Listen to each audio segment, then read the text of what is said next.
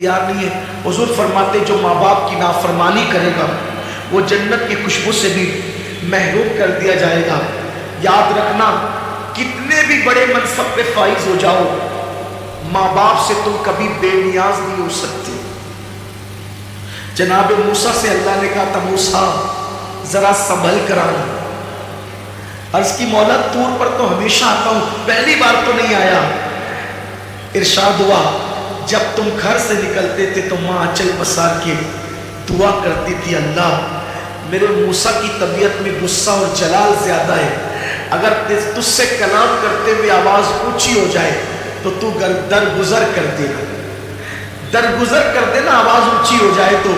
موسیٰ اب تیرے پیچھے دعا کرنے والی ماں نہیں رہی، اس لیے کہا جا رہا ہے ذرا سنبھل کر آنا۔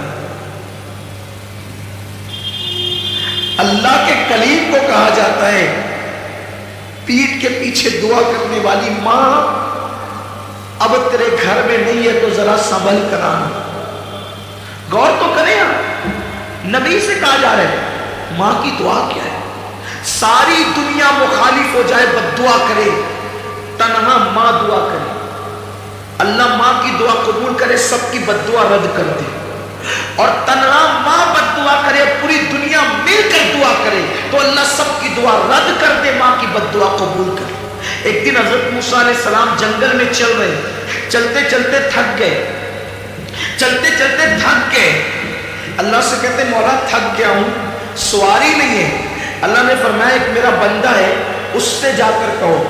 حضرت موسیٰ گئے، اس سے کہا میرے پاس سواری نہیں ہے۔ اس نے دعا کی اللہ بادل زمین پہ بھیج تاکہ میں تیرے اس بندے کے لیے سواری کا انتظام کروں۔ بادل زمین پہ اتر آیا، اس نے کہا جناب چڑھیے اور بادل پہ چڑھ کر کے جہاں جانا چاہتے جائیے۔ حضرت موسیٰ بادل پہ سوار ہو گئے، بادل چل پڑا۔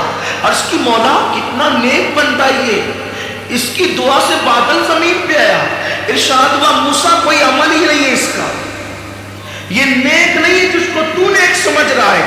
پھر مولا اس کی دعا کی اتنی اہمیت، ارشاد ہوا اس نے تو بادل بلایا، اگر آسمان بھی زمین پہ بلانے کی دعا کرتا تو ہم آسمان کو بھی زمین پہ اتار دیتے۔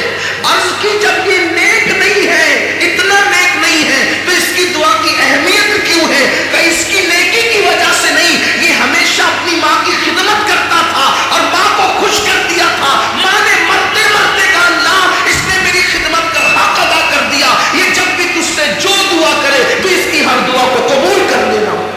اس کی ماں کی دعا کی برکت ہے، اس کی ماں کی دعا کی نیکی کچھ نہیں ہے زیادہ، اس کے پاس ماں کی دعا کی برکت ہے۔ حضور فرماتے جو ماں باپ کی نافرمانی کرے وہ جنت کی خوشبو بھی نہیں سونگے، بلکہ جس سے ماں باپ ناراض ہو وہ بھی جنت میں نہیں جائے گا، شہید ہوگا تو بھی جنت میں نہیں جائے گا۔ علامہ سید نعیم الدین مراد آبادی نے لکھا ہے اگر کوئی شہید ہو جائے نا، شہید اور ماں باپ یہ دونوں میں سے کوئی ایک ناراض ہو تو بھی وہ جنت میں نہیں جائے گا، مگر چونکہ وہ شہید ہوا ہے تو جہنم میں بھی نہیں جائے گا۔ جنت اور جہنم کے درمیان ایک مقام آراف ماں رکھا جائے گا، پھر اللہ اس کے ماں باپ کو پہلے راضی کرے گا۔ جب تک ماں باپ راضی نہیں ہوں گے اس شہید کو جنت نہیں ملے گی۔ سوچو شہید ہو کر بھی ماں باپ کی رضا کے بغیر جنت نہیں ملتی، تو ہمیں اللہ اکبر سوچیے تو صحیح۔ اور اپنی گفتگو کو اینڈ پر پہنچانے کے لیے ایک بات آپ سے کہوں، یار جو ماں باپ کا گستاخ ہو، توجہ آپ کی، دھیان ہے آپ کا، ہے جب ماں باپ کا کوئی گستاخ ہو، کلمہ پڑھ کے نماز پڑھ کے حج کر کے زکات دے کے شہید ہو کر بھی ماں باپ کی گستاخی کی وجہ سے جنت میں نہیں جا رہا ہے، تو جو رسول پاک کا گستاخ ہو وہ کلمہ پڑھ کے جنت میں کیسے جا سکتا ہے؟ ماں باپ سے بڑا مرتبہ نبی کا ہے۔ لوگ کہتے ہیں کیسی بات کرتے ہیں مولانا، کلمہ پڑھنے والے جنت میں جائیں گے۔ ارے کلمہ پڑھ کے ماں باپ کی گستاخی کی تو جنت نہیں ملے گی، تو کلمہ پڑھ کے نبی کی گستاخی کی تو جنت کیسے مل سکتی؟ دو باتیں ہو گئی، شراب کے عادی کو جنت کی خوشبو نہیں، ماں باپ کے نافرمان کو جنت کی خوشبو نہیں، اور کوئی کسی پہ احسان کرے، تیسرا کوئی کسی پہ احسان کرے اور احسان کر کے احسان جتائے، احسان کر کے احسان جتائے، اللہ اس کو بھی جنت کی خوشبو نہیں عطا کرے گا۔ مطلب کیا؟ کسی غریب کی مدد کی،